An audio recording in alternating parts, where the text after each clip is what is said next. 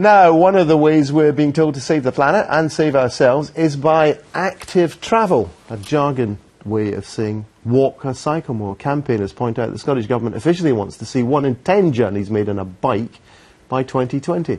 The Transport Minister is heading for Amsterdam to see how they've managed to make the bicycle the normal mode of travel there. Our correspondent David Miller got there before him and filed this report.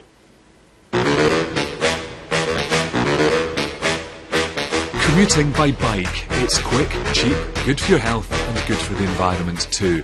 But a lack of dedicated bike infrastructure means cycling in Scotland can sometimes be dangerous.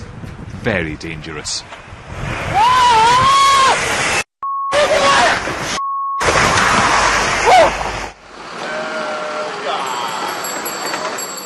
Things are very different on the other side of the North Sea. In the Netherlands, segregated bike paths make cycling, well, child's play. There are a lot of cycle paths, yes. Do the kids enjoy coming to school on the bike? Yes, and my son, he's cycling himself. How old's he? 6 years, and yeah, 6 years old. I've never had any serious problems with biking.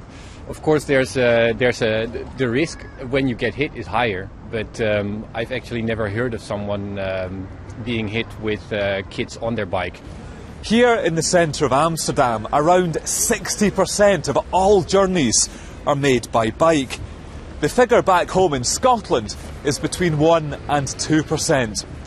Amsterdam's success hasn't happened by accident. It's the result of decades of work by the City Council here. So what are the lessons for us? This is a new part of Amsterdam. It used to be water, but they made islands and built It all comes at a cost, of course, but Dutch cycle campaigners say investment in bike routes actually saves cash. It saves a lot of money for public transport, which is for every kilometre much more expensive for the city than cycling. It saves a lot of money for measures against air pollutions, and it saves a lot of money for health care, because in the Netherlands and Denmark there's less obesitas than in all the surrounding countries. Meet Dave Brennan. He's our intrepid cycle commuter who films his daily journey to work. Today, Dave has traded the mean streets of Glasgow for Amsterdam to put the city's cycling infrastructure to the test.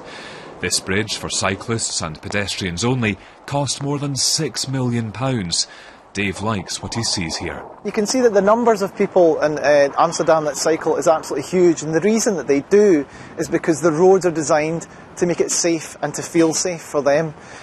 You see small children out cycling on the roads, some of them themselves, and it's just something that would not happen in Scotland, in Edinburgh or Glasgow.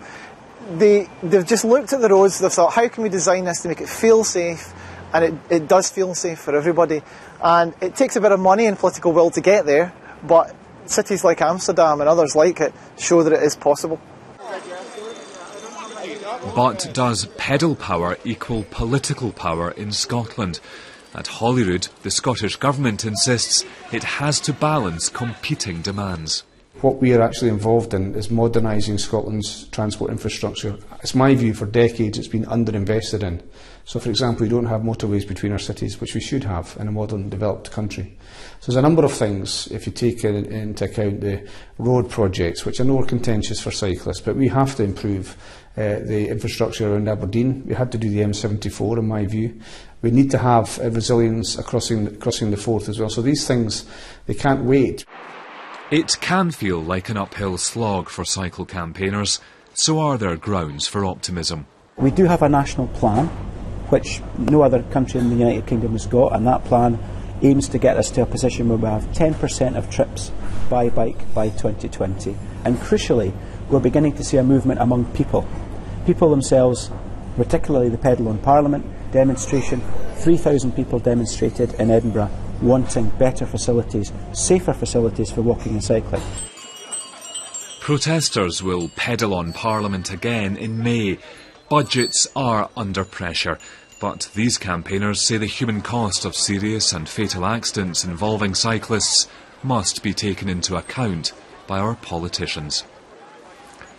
Well, I'm joined now from Edinburgh by Chris Oliver, chairman of the Cyclist Touring Club Scotland. Here in Glasgow is the motoring journalist, Alan Douglas. Chris Oliver, actually, just something I was thinking watching that film there. Can you think of any structure, like a bridge, anywhere in Scotland that is specifically devoted to cycling in the way that we saw in the film there? I don't think there's anything that has been specifically for cycling. There's a few bridges across rivers. I think there's a new one up across the Dee. But there's not enough bridges and infrastructure like there is in Holland. Right. Why do you think that is? I think really we're a long way behind Holland. They've got 40 years ahead of us, and they've built their cycleways and they've integrated them with city planning and active travel planning, and they've thought about things and they've invested significant amounts of money over the years. And for Scotland to catch up, I think they need to really invest a lot more money. We're looking to see at least 5% of the transport budget spent on cycling across Scotland. The transport budget in Scotland is something like about £2 billion a year, and we'd like to see the 1% we currently get increased to at least 5%. In some cities like Edinburgh, we already get 5%, and we're quite privileged, and things are a little better in Edinburgh, but it doesn't reflect the rest of Scotland. We really need to move on. The Minister and Transport Scotland, I think, are behind the wave. It's a bit late, they've got to move on. What do you make of this, Alan Douglas? Well, I was thinking about the bridges. I mean, just yards from where we are here, there are two bridges which are pretty well used by cyclists and pedestrians. They're certainly not for cars. Yes, although so not built for them specifically. They're not built for them, but there are plenty of opportunities for cyclists to go where they want to go without having to have this extra investment. Right, so fair point. But what about this argument that we ought to spend a fortune? Well, I think we already do spend money. I think something like £6 million was announced last year for cycle pathways around Scotland.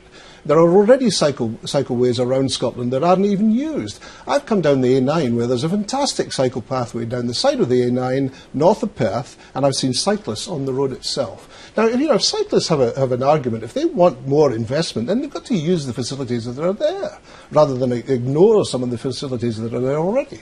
Is that true, Chris Oliver? Well, I think that's figures from Sustrans, the Sustainable Transport Organisation, show that cycleways were increased in usage by 18% last year. There's a lot more cycling going on. We need safer cycling ways as well around our towns. So you want particular treatment? You want special treatment then, do you? I mean, why don't you use the roads? Nobody's stopping you cycling. If you want to cycle, go out and cycle. You don't need to have your own specific tracks just to go cycling. I think there's evidence to say that segregated cycleways are safer, and if you produce segregated cycleways, then more people cycle. I think if we stay with our current level of investment, people will be afraid of cycling, as they are in some cities, many cities around Scotland, and won't cycle. If we stay as we are, there won't be more cycling. Aren't we just missing something pretty basic here that's different between Scotland and Amsterdam, is that particularly in the winter and the autumn and much of the spring, it just rains all the time, and people don't want to get on a bike. And if it's not raining, in places like Edinburgh, there's a gale blowing, and it's just a different climate, and that's the reason they have, and it's hilly. That's the reason, and Amsterdam's flat as a pancake.